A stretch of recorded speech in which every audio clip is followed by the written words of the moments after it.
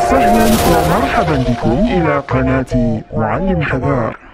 Assalamualaikum dan hai semua, bersama saya Cikgu Wani dalam slot resensi buku di saluran YouTube Muallim Hazar. Kali ini kita nak jelajah dunia yang penuh legenda melalui sebuah karya agung penulis yang terkenal iaitu saudara Hilal Ashraf dengan buku berjudul Nirnama.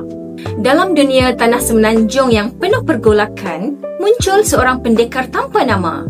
Datangnya bukan untuk kemasyhuran, tetapi untuk menegakkan keadilan. Namanya menjadi buah mulut seluruh negeri. Namun, tiada siapa yang tahu siapakah orangnya, dari manakah asal-usulnya maupun wajahnya. Mereka hanya memanggilnya sebagai Nirnama, iaitu pendekar tanpa nama. Wira yang muncul di kala manusia hilang harapan. Namun, dalam ketenangan dunia itu, sebuah bencana besar sedang menanti.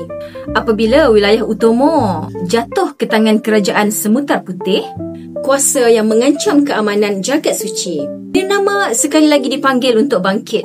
Bukan sekadar menentang kezaliman, tetapi menentang hakikat dirinya sendiri. Siapakah sebenarnya Nirnama? Apakah kaitan Nirnama dengan kuasa misteri di sebalik jagat suci? Dan mampukah Nirnama menebus masa silamnya yang menghantui dirinya?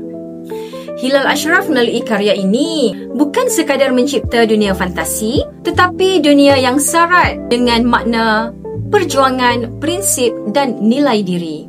Setiap pertempuran membawa mesej tentang pengorbanan dan keikhlasan. Bahawa seorang wira yang sejati bukan diukur pada gelaran, tetapi pada keberanian untuk berjuang, walaupun tanpa nama. Gaya penulisan saudara Hilal Ashraf halus, penuh puitis, falsafah dan simbolik, menjadikan Nirnama bukan sekadar bahan bacaan aksi, tapi perjalanan jiwa tentang mencari makna diri dalam dunia yang kelam.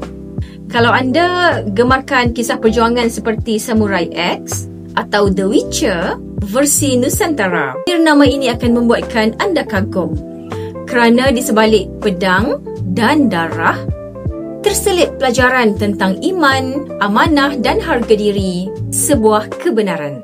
Saya Cikgu Wani, jumpa lagi di resensi berikutnya. Jangan lupa klik share, like dan subscribe untuk lebih banyak resensi buku yang bermanfaat di saluran YouTube Muallim Hazar. Sekian dulu dari saya. Assalamualaikum warahmatullahi wabarakatuh. Muallim Hazar, inspirasi kita semua. Ilmu di semai cahaya menyinar. Di layar YouTube membawa hikmah. Setiap video membawa sinar.